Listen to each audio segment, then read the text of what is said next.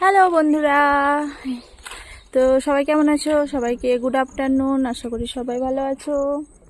তো আজকে এসছি একটা নতুন জায়গায়, বাড়ির কাছে, কিন্তু কি বলবো, এত সুন্দর জায়গা, অতুলনীয়, একদম পুরো প্রাকৃতিক পরিবেশে ভরপুর। যার মানে পুরোটা আমরা ঘুরলাম, কিন্তু তোমাদের সঙ্গে শেয়ার করতে পারিনি। তো এই যে হচ্ছে মেন মন্দির, মন্দিরের ভিতরটা দেখাতে পারছি না।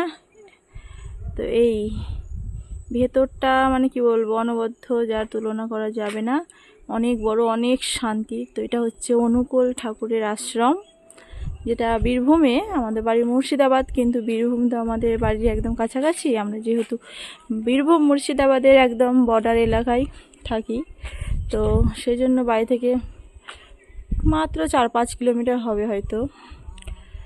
তো দারুণ জায়গা।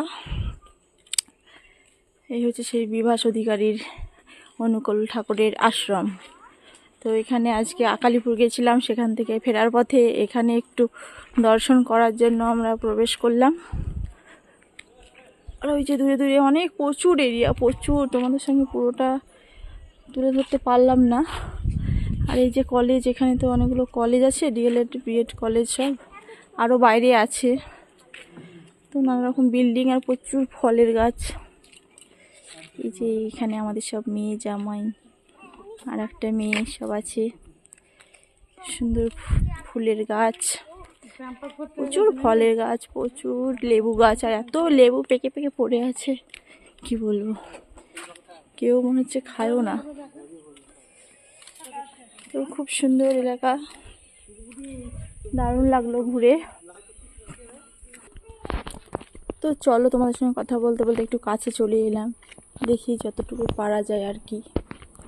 তো ভেতরে ঢুকছি না, বুঝলে, এখান থেকেই দেখানোর চেষ্টা করছি। তো এই হলো মন্দিরটা। এই যে মন্দিরের ভেতরে অনুকূল ঠাকুরের একটা প্রতীকী আছে আর কি। তো এই হলো আশ্রম। দেখো ভেতরটা না বিশাল, বিশালই বড়, তাও দুই সাইড দেখা যাচ্ছে না, এবং খুব সুন্দর, খুব ঠান্ডা স্থান। এখন আমরা এসেছি দুপুরবেলা যেহেতু, তাই অনেক রোদ, তারপরেও এত সুন্দর লাগছে, মানে বিকেলের দিকে তো দারুণ লাগবে একদম।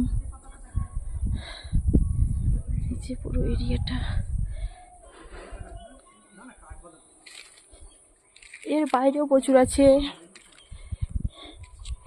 এই মন্দিরের পিছনে আসে বিরাট একটা পুকুর, শান বাঁধানো, এবং প্রচুর ফল গাছ। ওদিকে একটা মাটির বাড়ি তৈরি হচ্ছে, আর প্রচুর ফল গাছ। আর এই বাগানের ভেতর দিয়ে তো আছে রাস্তা।